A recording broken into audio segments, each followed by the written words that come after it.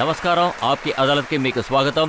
ఆప్కి అదాలత్లో మేము మీ ప్రపంచం మా ప్రపంచం పెద్ద పదవిలో హోదాలో ఉన్న వాళ్ళని ఇక్కడికి పిలుస్తూ ఉంటాం. వాళ్ళని ప్రజలు ప్రశ్నలు అడగాలని అనుకుంటూ ఉంటారు. వాళ్ళ మీద ఆరోపణలు వేసి వాళ్ళ నుంచి సమాధానాలు కోరుతూ ఉంటారు. ఇవాళ మనం చూడబోయే కేసు ఇదిగో మీ ముందు. బిజినెస్ టైకూన్ విజయ్ మాల్యా ఆప్కి అదాలత్లో హాజరవుతున్నారు.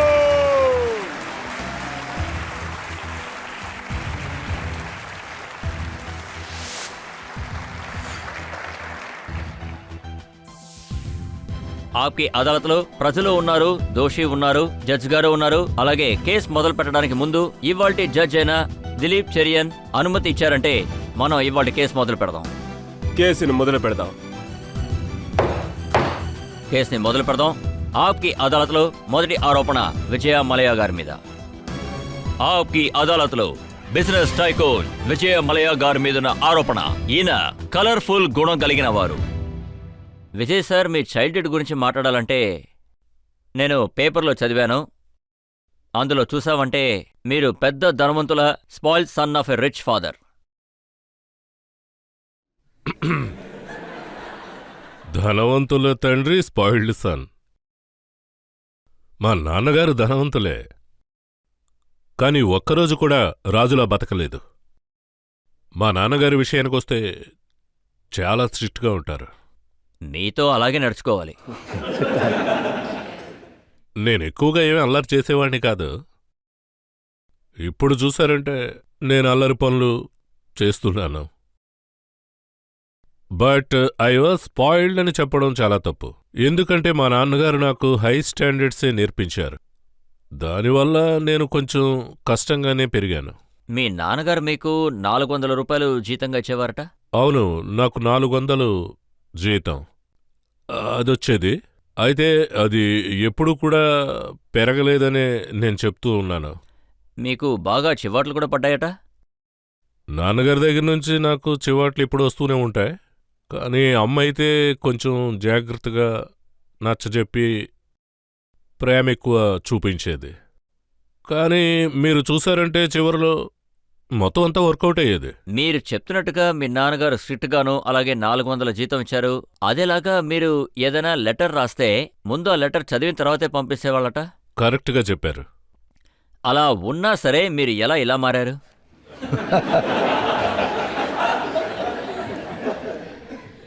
నాన్నగారైతే నన్ను ముందు ఆదిత్య బిహారీకి పంపించారు. తరువాత షాజహాపూర్ ఉత్తరప్రదేశ్కు పంపించారు. నేను ఆయన్ని బండి కావాలని అడిగా. కుదరదు అని చెప్పేశారు. అప్పుడు నాకొక సైకిల్ మాత్రం ఇచ్చారు. సో అప్పుడే నేను తెలివిగా ఉన్నాను కాస్త. కానీ నా ఇన్వెస్టిగేషన్లో ఏం తెలియదంటే మీరు మీ అబ్బాయితో అంత స్ట్రిక్ట్గా ఏమీ లేరు అని. లేదు లేదు, నేను చాలా స్ట్రిక్ట్గానే ఉన్నాను. అదీ కాకుండా ఈ కాలంలో అయితే 18 సంవత్సరాల కుర్రాడు వాడిని రూమ్లో పెట్టి కొట్టడం కుదరదు. అయితే వాణ్ణి నేను బోర్డింగ్ స్కూల్లో చేర్పించా. ఇప్పుడు కాలేజీకి వెళ్తున్నాడు, మళ్ళీ బోర్డింగ్ స్కూల్కి వెళ్తున్నాడు. సో బోర్డింగ్ స్కూల్లో ఇన్బిల్ట్గా డిసిప్లిన్ ఉంటుంది. వాడు అక్కడ నుంచి లీవ్స్కి వచ్చినప్పుడు ఇక్కడ పార్టీస్ చేసుకునేవాడు. ఈ వయసులో కాకపోతే ఇంకెప్పుడు చేసుకుంటారు? కానీ మీ నాన్నగారు మీకు 25 ఏళ్ళు వచ్చేంత వరకు మీకు సైకిల్ కూడా ఇవ్వలేదు. కానీ మీరు మీ అబ్బాయికి 18వ ఏటే ఎయిర్క్రాఫ్ట్ని గిఫ్ట్గా ఇచ్చేశారు. అదేంటంటే వాడికి బండి నడపడం రాదు. మీరు ఎయిర్క్రాఫ్ట్ గురించి చెప్పారు. నేను వాడి పుట్టినరోజునాడు నా ఎయిర్లైన్స్ లాంచ్ చేశా. కానీ మీడియా ఏం రాసిందంటే వాడికి నేనేదో గిఫ్ట్గా ఇచ్చానని. సో ఇదే మీడియా నా లైఫ్ స్టైల్ గురించి కూడా రాసింది. నేనేం చేయని చెప్పండి? ఆల్రెడీ చెప్పాను నేను థిక్ స్కిన్ అయ్యానని. మీడియా వాళ్ళని సంతోషపెట్టడానికి మీరు మీ లైఫ్ స్టైల్ కూడా చేంజ్ చేయొచ్చుగా. మీడియా వాళ్ళని సంతోషపెట్టడానికి నేనెందుకని బురదలో కాలు పెట్టాలి చెప్పండి? నేనైతే వర్క్ హార్డ్ ప్లే హార్డ్ అన్న ఫిలాసఫీలో ఉంటా. నేను నా జీవితం గురించి ఎక్కువ ఆలోచిస్తుంటా. ఎక్స్పెన్సివ్ కారుల్లో తిరగడం, రేసింగ్ని ఇష్టపడటం, గుర్రాలని పెంచడం, హై ఫ్లై లైఫ్ మీరు లీడ్ చేస్తున్నారు. కానీ మీరేమో ఇప్పుడు చాలా కష్టపడుతున్నానని అంటున్నారు. హా, అదేంటంటే fast cars, race horses etcetera etcetera మీరు చెప్తున్నారు. ఇది మాత్రమే కాదు, ఇటువంటి విలాసాలకు కాస్త ఎక్కువ డబ్బు నేను సంపాదించాలి కదా. అదే మీ నాన్నగారు సంపాదించి పెట్టారు కదా. హా, ఇప్పుడు మీరు చెప్తున్న విధంగా చూస్తే మా నాన్నగారు నాకు సంపాదించి పెట్టింది నేను జీవించే నా లైఫ్ స్టైల్కి. ఆయన వదిలి వెళ్ళింది ఎప్పుడో ఖాళీ అయి ఉండేది. కానీ ఇప్పుడు జరుగుతున్నది నేనెంతో కష్టపడి సంపాదించిన ధనమే. దాన్నే నేను ఎంజాయ్ చేస్తున్నాను. ఈ విషయం నిజమో కాదో చెప్పండి. మీ నాన్నగారు చనిపోయిన తర్వాత బిజినెస్ మొత్తం మీకు అప్పగించారు. చిన్నప్పుడే మీరు చైర్మన్ అయ్యారు. అప్పుడు అందరూ కూడా ఈ పిల్లాడు కంపెనీని నాశనం చేయకుండా వదిలిపెట్టడు అని అన్నారు. చాలా కరెక్ట్గా చెప్పారు. మీరు కరెక్ట్గానే చెప్పారు. కానీ అప్పుడు యూపీఏ షేర్ విలువ చూస్తే 19 ఉంది, ఇప్పుడు 500. సో అదే కారణం కావచ్చు. నాకు ఆశ్చర్యం ఏంటంటే మీరు ఇవన్నీ అసలు ఎలా చేయగలుగుతున్నారు? మీరు పని చేయడం ఎవరు చూడలేదు, అందరూ మీరు పార్టీలో ఉండడమే చూశారు. నేను రికార్డ్ చూశాను, మీరు ఒక్క సంవత్సరంలో ముంబై నుంచి శాన్ ఫ్రాన్సిస్కోకి 36 టైమ్స్ ట్రావెల్ చేశారు. అవును, ఇది నిజమే. కానీ నేను ఏమంటానంటే మీడియా నా వెనుకే తిరుగుతుంది అంటున్నా.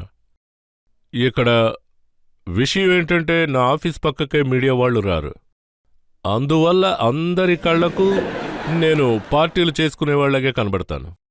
నేనైతే మీడియా వాళ్ళకి ఇన్విటేషన్ కూడా ఇచ్చాను. ఒకసారి ఆఫీస్కి వచ్చి చూస్తే నేనక్కడ ఎంత పని చేస్తానో మీకే తెలుస్తుంది. మీడియాలో నేను ఒక కాంట్రవర్సీ చూశాను. మీరు కింగ్ఫిషర్ క్యాలెండర్ తీసినప్పుడు చాలా పెద్ద మోడల్స్ అందరినీ కూడా మీరు స్విమ్ సూట్లో చూపించారు.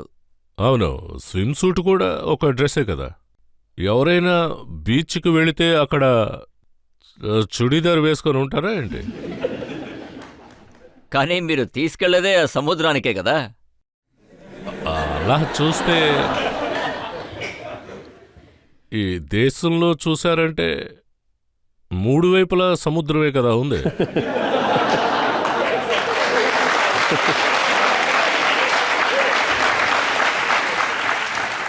కానీ నేను ఏం విన్నానంటే మీరు ఈసారి వాళ్ళని ఫారెస్ట్కి తీసుకెళ్తున్నారట. అదేంటంటే ఫారెస్ట్లో కూడా చాలా పూల్స్ ఉంటాయి, రిసార్ట్స్ ఉంటాయి. అక్కడ క్యాలెండర్ చూస్తే దాని పేరే స్విమ్ సూట్ స్పెషల్. ఈ సమయంలో నేను ఇంకో విషయం కూడా చెప్పాలి. నేను యంగ్ డిజైనర్స్, అప్కమింగ్ డిజైనర్స్ వాళ్ళని ఎన్నో డిజైన్స్ ఇమ్మని అడిగా. వాళ్ళు స్విమ్ సూట్ డిజైన్ని ఒకటి నాకు ఇవ్వడం జరిగింది. మీకు తెలుసనే అనుకుంటున్న కింగ్ ఫిషర్ క్యాలెండర్ ప్రపంచంలో అద్భుతమైన క్యాలెండర్ అని ఫ్యాబ్ అవార్డ్స్ దక్కించుకుంది. విజయ్ గారు, మీ గురించి మీడియా వాళ్ళు ఎప్పుడు రాసినా అప్పుడు వాళ్ళు ఎక్కువగా మాట్లాడుకునే విషయం ఏంటంటే మీరు ఎప్పుడు కూడా యాట్లోనే పార్టీ ఇస్తుంటారు. రాత్రి మొదలైతే పొద్దున వరకు వెళుతుంది. వచ్చిన వాళ్ళు డిన్నర్ తినకుండా బ్రేక్ఫాస్ట్ చేసి వెళ్తున్నారు అంటున్నారు. మీడియా వాళ్ళు కూడా అదేగా చేస్తున్నారు. లేదంటే ఇంకో విషయం గురించి మాట్లాడుతున్నారు. మీరు చాలా హై ఫ్లయింగ్. కింగ్ ఫిషర్ ఓనర్గా ఉండి లో ఫ్లైల్లో వెళ్ళకూడదు కదా. నేనెప్పుడూ హై ఫ్లయింగ్లోనే ఉంటా. ఇక్కడ ఇండియాలో మాత్రమే ఇటువంటి హిపోక్రసీలు ఎక్కువగా ఉంటాయి. ఒకటి, వాళ్లకు నచ్చిన విధంగా నా లైఫ్ ఉంటే చూసేవాళ్లు బాగా క్రిటిసైజ్ చేస్తారు. మీరు విదేశాల్లో చూస్తే చాలామంది మిలియనీర్స్ ఉంటారు. వాళ్ళ దగ్గర చాలా చాలా పెద్ద యాడ్స్ ఉన్నాయి, ప్రైవేట్ జెట్స్ ఉన్నాయి, అన్నీ ఉన్నాయి. వాళ్ల గురించి ఎవరూ రాసేవారు కాదు. కానీ మన దేశంలో ఎవరైనా ఏదైనా చేస్తే వెంటనే వాళ్ళని క్రిటిసైజ్ చేస్తారు. ఇది చాలా తప్పుడు విషయం. అలా క్రిటిసైజ్ చేసేటప్పుడు మీకు బాధగా ఉంటుందా? లేదు, ఇప్పుడు అంటే నాకు ఇలాంటివన్నీ అలవాటైపోయాయి. అదేంటంటే దేని గురించి నేను దిగులు పడను. ఎందుకంటే డిఫెండ్ చేసుకుంటూ నేను అలిసిపోయా. సో వాళ్ళ ఇష్టానికి ఏం రాసుకుంటారో రాసుకోండి అని వదిలేసా. నా కంపెనీ నాకు రిజల్ట్స్ ఇస్తుంది. నా యొక్క అచీవ్మెంట్ జీవితంలో నాకు బాగా తెలుసు.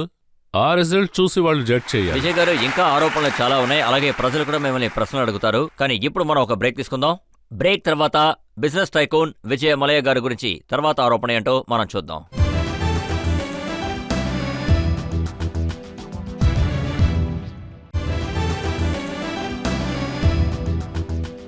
ఆప్కి అదాలత్లో ఇవాళ ప్రశ్నలకి ఆరోపణలకి మధ్యలో ఉన్నది ఇండస్ట్రియలిస్ట్ విజయ మలయ. ఆప్కి అదాలత్లో బిజినెస్ టైకూన్ విజయ మలయ గారి మీద ఆరోపణ. ఆయనని చట్టానికి పైన ఉన్నానని అనుకుంటూ ఉంటారు. విజయ్ గారు, మీరు ఎప్పుడూ వార్తల్లో ఉంటారు. ప్లేబాయ్ కారణం, ఇంకా హై ఫ్యాషన్ కారణంగా, అలాగే స్విమ్ సూట్ క్యాలెండర్ కారణంగా, ఫాస్ట్ కార్ కారణం, ఇవన్నీ ఇప్పుడు జరిగే విషయాలు. కానీ కొన్ని సంవత్సరాలు వెనకెళితే, అంటే 1986లో మీరు న్యూస్లో రావడానికి కారణం ఏంటంటే మీ ఇంట్లో, మీ ఆఫీస్లో రైడ్ జరుగుతూ ఉంటుంది. అప్పుడు మిమ్మల్ని అరెస్ట్ చేశారు. అది ఇన్కమ్ ట్యాక్స్ రైడ్ జరిగింది. ఇన్కమ్ ఎక్కువగా ఉంటే రైడ్ జరుగుతుంది కదా. ఈ దేశంలో సమస్య ఏంటి అంటే కొంతమంది ట్యాక్సివేషన్ జరుగుతుంది అని రైడ్ చెయ్యాలని అంటారు.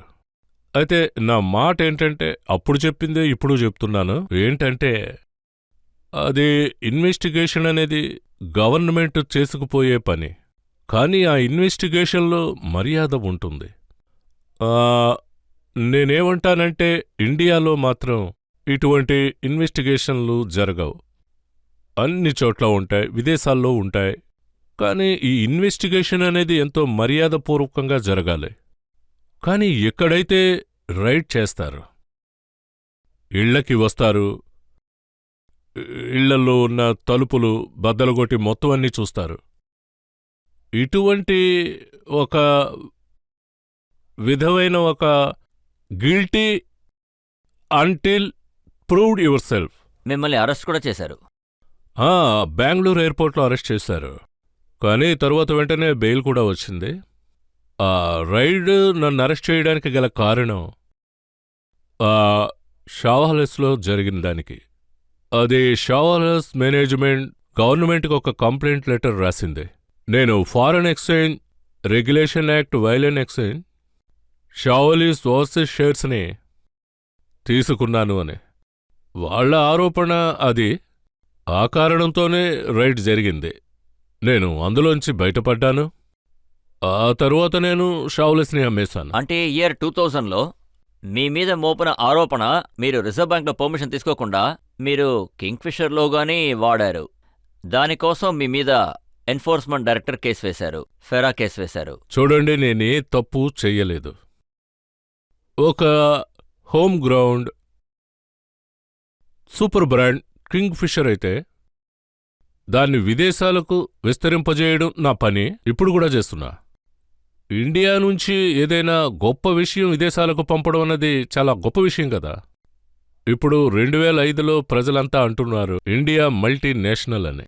1978లో యూబీఐని ఇండియా మల్టీనేషనల్ కంపెనీగా మార్చాను. అదే కారణంతో ఎన్నో రైడ్స్, ఎన్నో ఇన్వెస్టిగేషన్లు జరిగాయి. కానీ నేనే తప్పు చెయ్యలేదని నిరూపించుకుని వచ్చాను. కానీ కాలం ఏ విధంగా మారిందో చూడండి. ప్రజలు కూడా అదే అడుగుతున్నారు, కాలం అసలు ఎలా మారింది అని. ఇన్కమ్ ట్యాక్స్ కేసు నుంచి బయటపడ్డారు, ఎన్ఫోర్స్మెంట్ కేసు నుంచి బయటపడ్డారు, షావలీస్ వాళ్ళు కేసు వేశారు, మీరు ఆ కంపెనీని కొనేశారు. ఇవన్నీ మీరు మ్యానిపులేట్ చేశారని అనుకుంటున్నారు. అందుకే నాకు ఇన్కమ్ ట్యాక్స్ డిపార్ట్మెంట్ నుంచి సర్టిఫికేట్ ఆఫ్ అప్రిషియేషన్ వరల్డ్ లెవెల్లో దక్కింది. Certificate of appreciation. ఎక్కువ ట్యాక్స్ కడుతున్నందువల్ల నాకు అవార్డు దక్కింది. మీరు వీటిని ఎలా మేనేజ్ చేశారని రహస్యం ప్రజలకు లేదు. చెప్తే చూడండి, బాగుంటుంది. అది మేనేజ్ చేయాల్సిన అవసరమేమీ లేదు. ఒకరు తప్పు చేయాలంటే వాళ్ళని ఫోర్స్ చేసి తప్పు చేసే విధంగా చేయలేం. ఎప్పుడూ కూడా నేనే విధంగానూ తప్పు చేయలేదు, అందుకు అవకాశమే లేదు. విజయ్ సార్, మీరేంటంటే ట్యాక్స్ విషయానికి వస్తే సరైన టైంలోనే కట్టేశాను. నా కంపెనీస్ అన్నిటినీ చట్ట ప్రకారమే నేను నడిపా. అప్పుడు అదే సమయంలో చాలా డిపార్ట్మెంట్స్ ఉన్నాయి. వాళ్ళనేది ఏమిటంటే, ఇక్కడ విచారణ జరగాలి అంటే టెక్నికల్గా ఇది బాలేదు, అది బాలేదు అని. అలా ఉంటే ఇక్కడ బిజినెస్ చేయడం చాలా కష్టతరం అయిపోయింది. కొంతమంది ఉన్నారు గవర్నమెంట్లో, వాళ్ళు ఎప్పుడు కూడా తాళం వేస్తూ ఉంటారు. అందులో వాళ్ళకి ఏదో ఆనందం ఉంటుంది. ఇప్పుడు కూడా మీకు తాళం పెట్టి చూస్తున్నారా లేదా భయపెడుతున్నారా? మీ కళ్ళకు కప్పే కనబడదు, తాళం ఎందుకు? చాలా మంది ఏమనుకుంటున్నారంటే, మీరు పాలిటిక్స్కి రావడానికి కారణం మీ ఇన్ఫ్లుయెన్స్ని పెంచుకోవడానికి, మిమ్మల్ని కాపాడుకోవడానికి అని అంటున్నారు. మీ గురించి ఆరోపణలు ఇంకా చాలా ఉన్నాయి. ఇప్పుడు మనం ఒక బ్రేక్ తీసుకుందాం. బ్రేక్ తర్వాత విజయ మల్లయ్య గారి మీదున్న ఆరోపణలు కొనసాగుతాయి. తర్వాత ఆరోపణలు, ప్రశ్నలు ఏంటో మనం చూద్దాం.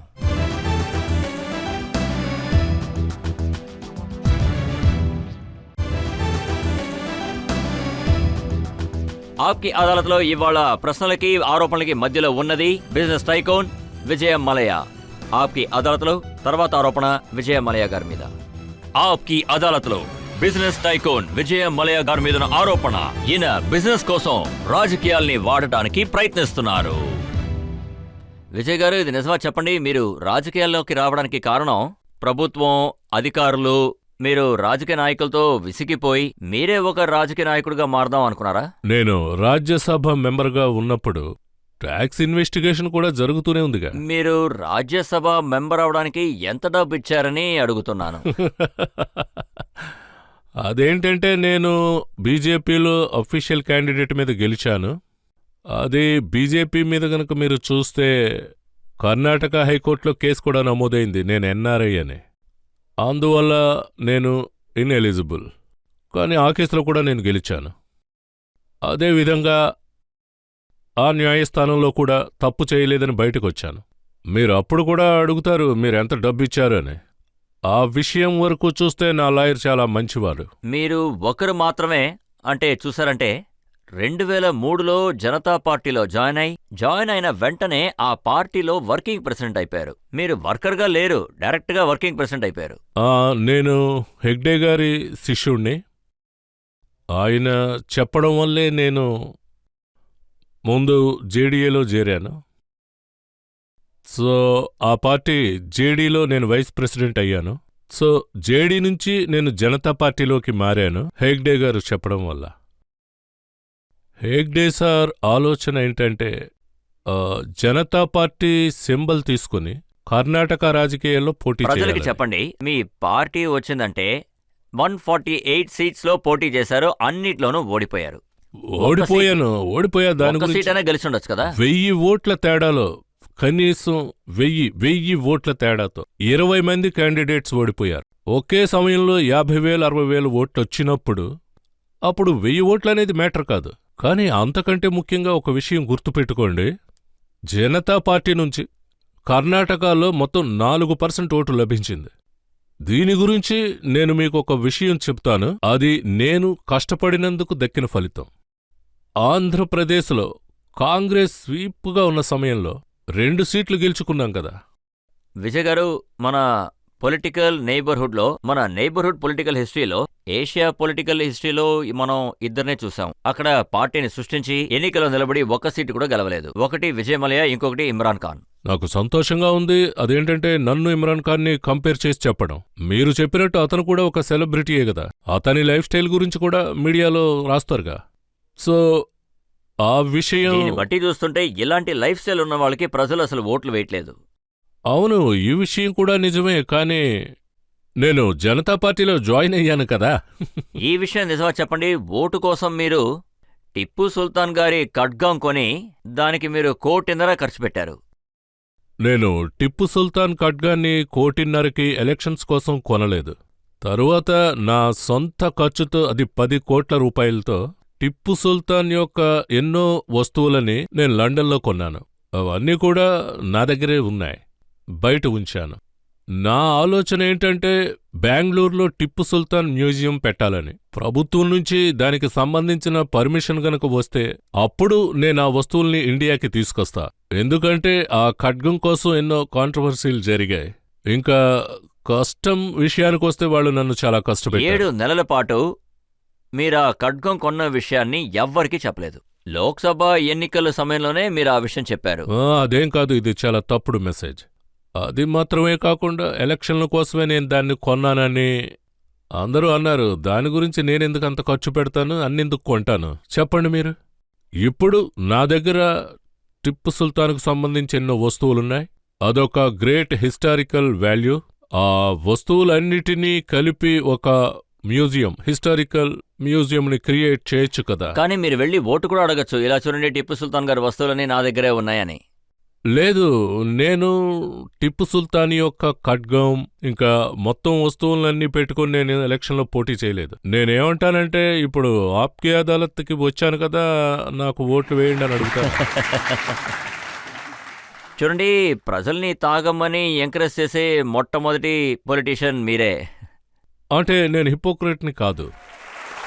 అదేంటంటే నేను లోపల అది నేను నా ఇంట్లో విస్కీ తాగుతూ అది ప్రజల ముందు పైనాపిల్ జ్యూస్ తాగుతున్నానని చెప్పను కదా. అది ఆ, నేనెలా చెబుతాను అంటే, నేను లిక్కర్ ఇండస్ట్రీలో ఉన్నాను. ఒక్కో సంవత్సరం 25 కోట్లు స్టేట్ గవర్నమెంట్కి నేను ట్యాక్స్ కట్టాను. అది స్టేట్ గవర్నమెంట్ చూసి నేనే వాళ్ళని అడగాలి, ఈ డబ్బుతో మీరు ప్రజలకు అసలేం చేస్తున్నారు అని. మీ పార్టీ స్లోగన్ ఏమని ఉండాలంటే తాగండి ఎంజాయ్ చేయండి అని ఉండాలి.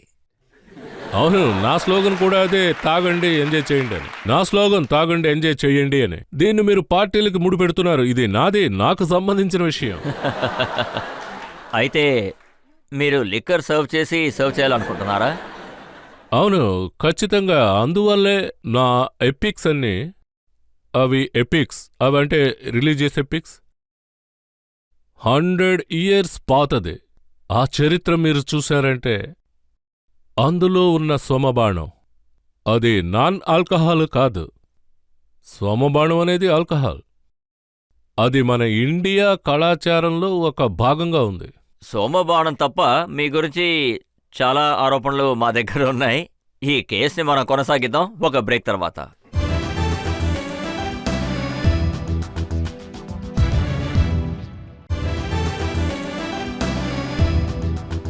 ఆప్కి అదాలత్లో ఇవాళ మన ప్రజల తరపున కేసు నడుపుతున్నది ప్రముఖ వ్యాపారవేత్త ఇండస్ట్రియలిస్ట్ విజయ్ మలయా గారి మీద. ఆప్కి అదాలత్లో తర్వాత ఆరోపణ విజయ్ మలయా గారి మీద. ఆప్కి అదాలత్లో ఇండస్ట్రియలిస్ట్ విజయ్ మలయా గారి మీద ఆరోపణ. ఈయన గ్లామర్ వెనకాలే పరిగెడుతున్నారు. విజయ్ మలయా గారు, మిమ్మల్ని మీ చిన్నప్పటి నుంచి చూస్తున్న వాళ్ళు ఏమంటున్నారంటే, మీ నాన్నగారు మిమ్మల్ని పని మీద శ్రద్ధ వహించమని చెప్పేవారు, కానీ మీ శ్రద్ధంతా సినిమాల మీదే ఉండేది. అందుకనే మిమ్మల్ని సినిమా థియేటర్కి 18 కిలోమీటర్ల దూరంలో ఉంచేవారట. నాకు సినిమాల మీద అంత పెద్దగా ఆసక్తి లేదు. నేను జస్ట్ మీకొక ఎగ్జాంపుల్ చెప్తాను. ఏంటంటే, షాజహాన్పూర్ అది ఎటువంటి ప్లేస్ అంటే పని పాట తప్ప ఎటువంటి ఎంటర్టైన్మెంట్ చేయడం కుదరని ప్రాంతం. అదేంటంటే, ఒక సినిమా చూడాలన్నా మీరు 15 కిలోమీటర్ల దూరం వెళ్ళాలి. అయితే నాకు సినిమాల మీద అంత ఇంట్రెస్ట్ లేదనే చెప్పచ్చు. ఇప్పుడు కూడా 6 నెలలకొకసారి ఏదో సినిమా చూస్తాను. కానీ ఇప్పుడు మీరు సినిమా తీయడంలో ఇంట్రెస్టెడ్గా ఉన్నారని తెలిసింది. అది నేను షావాలేస్ తీసుకున్నాను. అది 1400 crores తీసుకున్నాను. నేను కింగ్ ఫిషర్ ఎయిర్లైన్స్ స్టార్ట్ చేశా. అది అంత సులువైన విషయమేమీ కాదు. దాని వెనుక ఎన్నో సమస్యలు ఉంటాయి. ఇప్పుడు నా ప్రయారిటీస్లో ఎంతో గమనిస్తూ అన్నీ చూస్తున్నాను.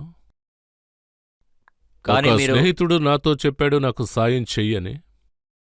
ఫినాన్షియల్గా నాకు సహాయం చేయి, నేనొక సినిమా తీస్తున్నాను అన్నాడు. నేను ఖచ్చితంగా కన్సిడర్ చెయ్యాలి. అంటే దాని అర్థం నేనేదో పెద్ద డైవర్షన్ కేసు అని అనుకోకూడదు. ఇంకా నేనేదో పెద్ద ఫిలిం ప్రొడ్యూసర్ అని కూడా అనుకోకూడదు. నేను నా ఫ్రెండ్కి, అంటే అప్కమింగ్ డైరెక్టర్స్కి ఏదో సాయం చేద్దాం అనుకున్నా. అది మీడియాలో పెద్ద హాట్ టాపిక్గా మారింది. నేనేమన్నా సంజయ్ లీలా బన్సాలీగా అయిపోదాం అనుకున్నానా చెప్పండి? ఇంకొంతమంది ఏమని రాస్తున్నారంటే, సినిమాల్లో హీరోయిన్స్ నటిస్తున్నారు కదా, వాళ్ళని సపోర్ట్ చేయడానికే మీరు ఫైనాన్స్ చేస్తున్నారని చెప్తున్నారు. పర్వాలేదే, మీరు నాకు మంచి ఐడియా ఇచ్చారు. ఎంతవరకు ఇలాంటిదేదో ఉంటుందని నాకు తెలియదు. చాలా థ్యాంక్స్ అండి. నేను ఇంకొక విషయం కూడా విన్నాను, మీరు సినీ బ్లిట్జ్ మ్యాగజైన్ని కొనేశారట. అలాగే అవును, సినీ బ్లిట్జ్ నా మ్యాగజైనే. నేను నా సినీ బ్లిట్జ్ మ్యాగజైన్ ఎక్స్ప్లెయిన్ చేసి నేను హైబ్లిడ్స్ కూడా లాంచ్ చేశాను. అది కూడా ఇది గ్లామర్ మ్యాగజైన్. అందుకే మిమ్మల్ని గ్లామర్ స్ట్రక్ అని అంటున్నారు. గ్లామర్ ఎక్కడుంటుందో మీరు అక్కడ ఉంటారు. ఒక పాట కూడా ఉంది, जहां मैं जाती हूं वहीं चले आते हो. నేను ఎక్కడికి వెళ్ళినా మీడియా నా వెనకాలే వచ్చేస్తుంది. అది కూడా మంచి విషయమే. ఇక్కడ ఈ దేశంలో మీడియా విషయానికి వస్తే నేను ఒక ప్రశ్న వేస్తాను. వాళ్ళు ఎందుకనింత గ్లామర్ స్ట్రక్గా ఉన్నారు? సినీ బ్లిట్జ్ ఈజ్ మీడియా. చూసారంటే సినీ బ్లిట్జ్ కూడా media, but covers film industry. అలాగే స్టార్ డస్ట్, అదేవిధంగా ఫిల్మ్ఫేర్. సో సినీ బ్లిట్జ్లో నా యొక్క ఇన్వాల్వ్మెంట్ ఎందుకని అంత పెద్దగా చూపిస్తున్నారు? మీరు చూసారంటే వావ్ మ్యాగజైన్ ఉంది, కాస్మోపాలిటన్ ఉంది. ఇటువంటి ఫ్యాషన్ కి సంబంధించిన ఎన్నో మ్యాగజైన్స్ ఉన్నాయి. సో హైబ్లిజ్ లో ఏం తప్పు అలాగే లేదు. కానీ ఇంకొక న్యూస్ విషయం కూడా ఉంది. ఏంటంటే విజయ్ మల్లయ్య ఏం చేసినా కూడా దానికి ఒక స్పాట్లైట్ ఉంటుంది. ఇంకెవ్వరు చేసినా అదే విధంగా ఏముండదు. పవర్ ట్రిప్ అవుతుంది. అలాగే కదా, డొనాల్డ్ ట్రంప్ కూడా ఏదైనా చేశారంటే అది వెంటనే స్పాట్ లైక్ వచ్చేస్తుంది. యా, ఖచ్చితంగా డొనాల్డ్ ట్రంప్ ఏం చేసినా అది స్పాట్లైట్కి వెళ్తుంది. అయితే నేనేమి డొనాల్డ్ ట్రంప్ కాదుగా. మీరు కూడా ఆ దారిలోనే కదా వెళ్తున్నారు. కొంతమంది అంటుంటారు నేను బ్రాండ్స్ వేలో వెళుతున్నాను అని. ఇంకొంతమంది డొనాల్డ్ ట్రంప్ దారిలో వెళ్తున్నాను అంటారు. కానీ ఒక విషయం మాత్రం చెప్తాను, నేను విజయ్ మల్లయ్య రూట్లోనే వెళ్తాను. లేదా మీరు ప్లే బాయ్ అయ్యే దారిలో వెళ్తున్నారా? వెళ్ళడం కాదు, నేను ఆల్రెడీ వెళ్ళిపోయాను.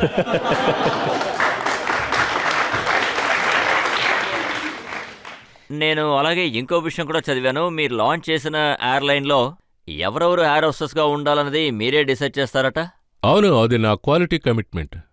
ఒట్టి క్వాలిటీ మాత్రమేనా? దాని వెనక ఎలాంటి రహస్యం లేదా?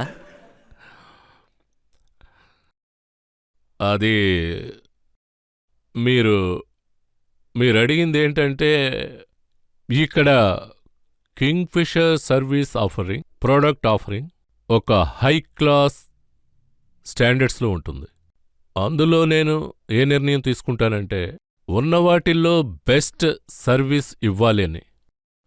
అందులో నా ఫ్లయింగ్ మోడల్స్ ఉంటాయి. Consisting with Kingfisher brand involvement. Vijay గారు, నాకు ఏమనిపిస్తుందంటే ఇప్పుడు ఈ ప్రోగ్రామ్ని కింగ్ ఫిషర్ ఎయిర్లైన్స్ ప్రమోట్ చేయడానికి వాడుకుంటున్నారు అనిపిస్తోంది. మీరు నన్ను ఇక్కడికి ఇండియా టెలివిజన్ ప్రమోట్ చేయడానికే కదా పిలిచారు.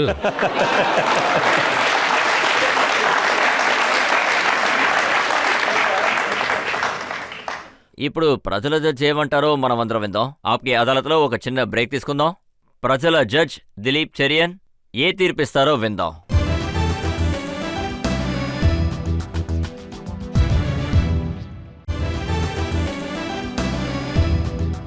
ఆప్కి అదాలత్లో ఇవాళ మనం ఇక్కడికి రప్పించింది ఇండస్ట్రియలిస్ట్ విజయ్ మల్లయ్య గారిని. ఆయన మనం ప్రశ్నలు అడిగాం. ఆయన లైఫ్ స్టైల్ గురించి, ఆయన గ్లామర్ స్ట్రక్ గురించి ప్రశ్నలు అడిగాం. ఆయన పాలిటిక్స్ గురించి కూడా అడిగాం. ఇప్పుడు ఇవాల్టి కేసులో ఇవాల్టి జడ్జ్ దిలీప్ చెరియన్ గారిచ్చే తీర్పేంటో విందాం. విజయ్ మాల్యా మీద వచ్చిన ఆరోపణలు తర్వాత సమాధానాలు విన్న తర్వాత నాకేమనిపించిందంటే, వాళ్ళు ఎంతో కఠినంగా పనిచేసి అద్భుతమైన జీవితాన్ని గడపాలని కోరుకుంటున్నాను. అతనికి కొత్త లైసెన్స్ ఇచ్చి ఇదే విధంగా ప్రజల్ని నవ్విస్తుండాలి. ప్రజల సంతోషానికి శిక్షగా సోమబాణం తయారీకి అతనొక ఆధ్యాత్మిక ఆలోచనలతో ఒక క్యాలెండర్ని రిలీజ్ చేయాలి. అది కూడా ఆకాశానికి హద్దుగా. అందులో యూబీ స్ప్రిట్ లేకుండా ఎంతో ఎత్తుగా స్ప్రిట్తో ఇన్స్పైర్ అవ్వాలి. అదే ఈ న్యాయస్థానం తీర్పు.